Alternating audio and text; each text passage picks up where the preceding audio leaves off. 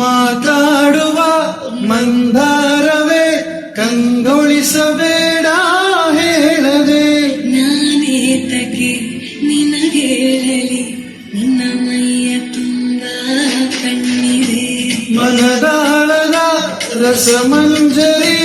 ರಂಗೇರಿ ನಿನ್ನ ಕಾಡಿದೆ ಬಿಸು ಮಾತಿನ ಪಂದ್ಯಾವಳಿ